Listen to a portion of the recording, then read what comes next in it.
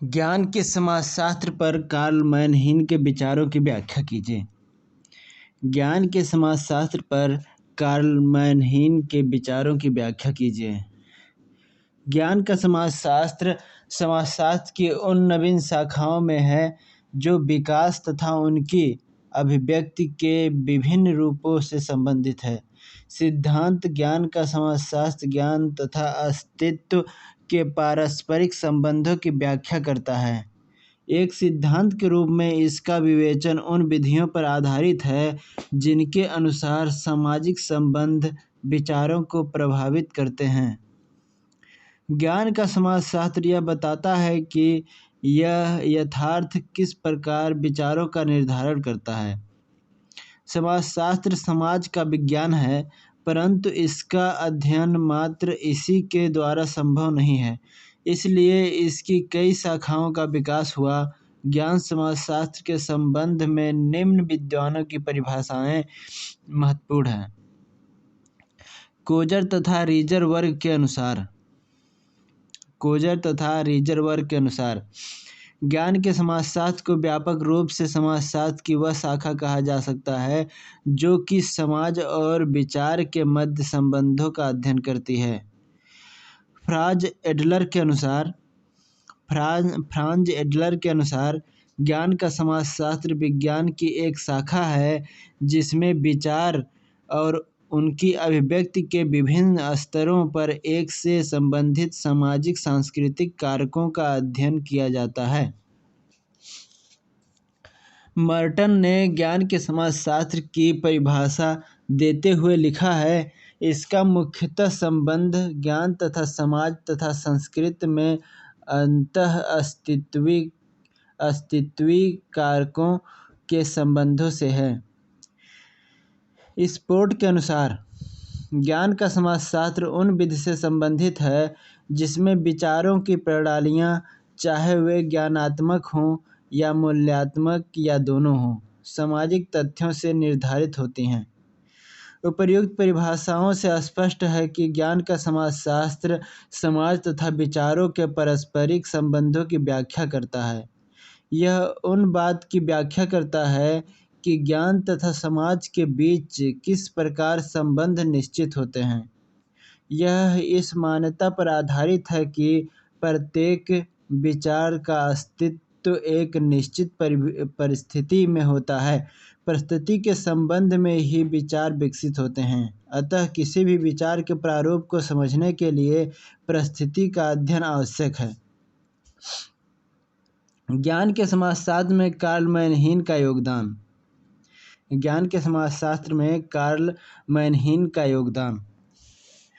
मैनहीन के अनुसार ज्ञान का समाजशास्त्र नाम के अस्तित्वात्मक निर्धारण का सिद्धांत है। मैनहीन की विचारधारा का आधार संरचनात्मक दृष्टिकोण है। इन्होंने ज्ञान के समाजशास्त्र को जन्म दिया। वे कहते हैं कि समाजशास्त्र में हम जो कुछ देखते हैं उनका कोई अलग से अस्तित्व नहीं होता। यह वस्तु सामाजिक संरचना की एक इकाई होती है। सैद्धांतिक पक्ष। सैद्धांतिक भाग के अंतर्गत दो प्रमुख बातों का अध्ययन किया जाता है। पहला, सामाजिक संबंधों के द्वारा जिस प्रकार के विचार मस्तिष्क पर पड़ते हैं उन सब विचारों की व्याख्या और संरचनात्मक विश्लेषण करके प्रमाणों पर आधारित विशुद्ध तथ्यात्मक खोज करना। ज्ञान की पृष्ठभूमि में जो सामाजिक अथवा अस्तित्व संबंधी कारक क्रियाशील रहते हैं उनकी तथ्यात्मक खोज करना ज्ञान के समाजशास्त्रीय सिद्धांत का कार्य है। ज्ञान केवल बुद्धिजन्य तथ्य नहीं है जो केवल किसी विचारक को परमात्मा की प्रेरणा या आकस्मिक संयोग से प्राप्त हो जाता है। अन्य कारकों के साथ अबौद्धिक कारक भी बौद्धिक वास्तविकताओं को प्रभावित करते हैं।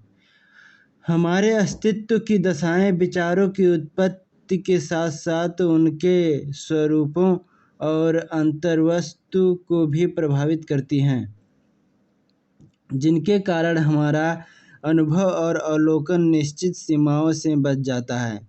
संसार को देखने में हमारा एक विशेष दृष्टिकोण बन जाता है। ज्ञान के समाजशास्त्र के अंतर्गत इस दृष्टिकोण को समझने का प्रयत्न किया जाता है और ज्ञान के सामाजिक निर्धारण करने की चेष्टा की जाती है। मैनहीन ने ज्ञान के इस पक्ष में निम्नलिखित बातों को सम्मिलित किया है। पहला है सामाजिक प्रक्रियाओं के ज्ञान पर प्रभावों का अध्ययन। सामाजिक प्रक्रियाओं के ज्ञान पर प्रभावों का अध्ययन। सामाजिक प्रक्रियाएं मानव के बौद्धिक विकास में योग करती हैं। किसी भी समस्या के निर्धारण में मनुष्य का पिछला अनुभव महत्वपूर्ण होता है। प्रतियोगिता की सामाजिक प्रक्रिया के आधार पर ज्ञान के विकास की दिशा निश्चित होती है। विचारों की पृष्ठभूमि में समूह के ऐतिहासिक सामाजिक अनुभवों की छाप रहती है। दूसरा है ज्ञान के प्रकार का विशिष्ट दृष्टिकोण के संबंध। विचार की पद्धति का संबंध विशेष ऐतिहासिक दशाओं से होता है। ये दशाएं युग की विशेषता प्रकट करती हैं। मैनहीन का कथन है कि प्रत्येक युग की अपनी एक नवीन पद्धति होती है और एक दृष्टिकोण होता है जिसके परिणाम स्वरूप वह उसी पक्ष को नए दृष्टिकोण से देखता है। ज्ञान के समाजशास्त्र के अंतर्गत विचार संरचना और विशिष्ट दृष्टिकोण के संबंध में अध्ययन किया जाता है। दूसरे शब्दों में ज्ञान के प्रकारों का विश्लेषण ऐतिहासिक दृष्टिकोण से होता है। तीसरा है विचार और विचारक की स्थिति के संबंध का अध्ययन। विचार और विचारक की स्थिति के संबंध का अध्ययन। विचारक परिस्थितियाँ उसके अवलोकन और दृष्टिकोण पर प्रभाव डालती हैं। इसे मैनहीन ने स्थितिजन्य सापेक्षता कहा। समूह की दशाएं और दृष्टा का स्वार्थ घटनाओं को प्रभावित करता है जिसका अध्ययन एक समाजशास्त्र करता है। चौथा है वियुक्त दृष्टिकोण का अध्ययन। सामाजिक स्थिति में परिवर्तन, समूह की मान्यताएं एवं विचार पद्धतियों में संघर्ष के कारण मनुष्य के दृष्टिकोण में हेरफेर हो जाता है। व्यवसाय का परिवर्तन भी विचार प्रक्रिया को प्रभावित करता है। सामाजिक घटनाओं और परिस्थितियों के संदर्भ में वियुक्त दृष्टिकोण को समझने का प्रयत्न करना भी ज्ञान के समाजशास्त्र का विषय है। दूसरा है इसमें सिद्धांत रूप में ज्ञान के समाजशास्त्र का दूसरा भाग वैधता की समस्या से संबंधित है।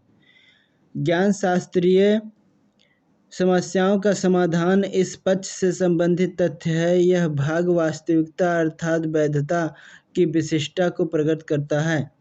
ज्ञान के नए स्वरूप विकसित होते हैं और जिनके जन्म के विषय में ज्ञान का सिद्धांत पहले से निश्चित निष्कर्ष नहीं निकाल सकता।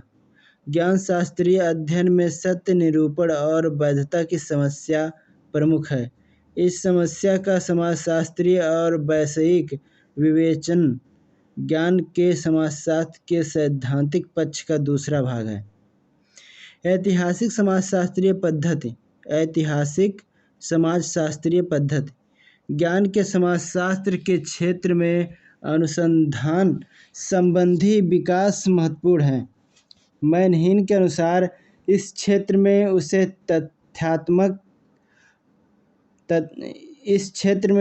तथ्यात्मक वास्तविकताओं की स्थापना करने के लिए तथा उन पर नियंत्रण करने के लिए यथार्थों की कसौटियों का निर्माण करना चाहिए। इस संबंध में भाषा विज्ञान तथा कला के इतिहास की पद्धतियों एवं परिणामों से लाभ प्राप्त करना अपेक्षित है। अतः ज्ञान के समाजशास्त्र के विषय के अंतर्गत आरोपण पद्धतीय समाजशास्त्रीय विकास तथा व्याख्या का प्रमुख स्थान है।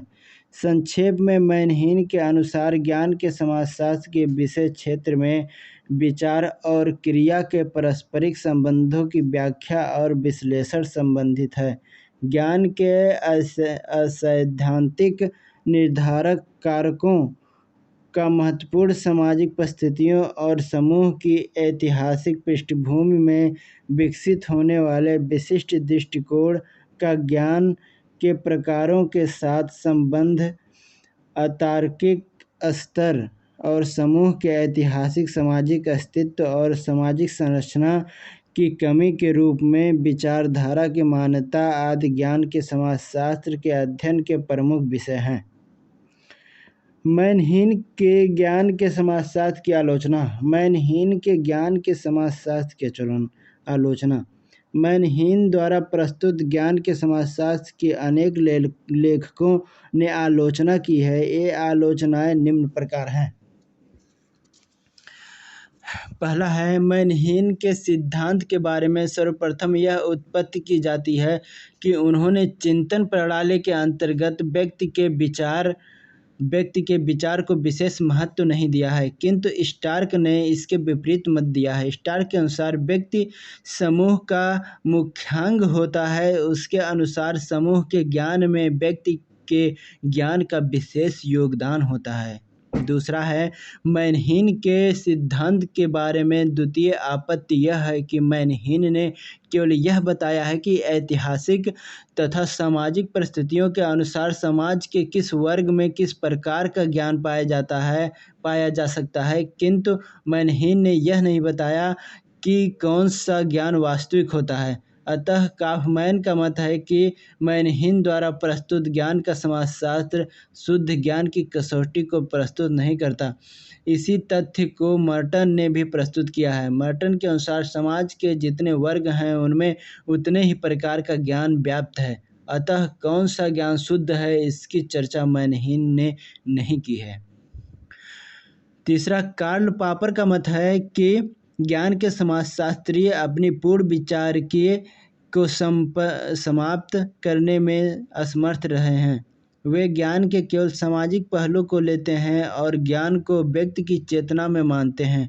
अतः ज्ञान के समाजशास्त्र की व्याख्या में वैज्ञानिक विषयिकता के आधार को नहीं अपनाया जा सकता।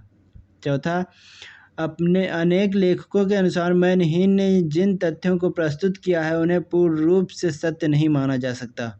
उपर्युक्त आलोचनाओं के बावजूद मैनहीन द्वारा प्रस्तुत ज्ञान का समाजशास्त्र महत्वपूर्ण है। इसका मूल उद्देश्य सामाजिक नियंत्रण है।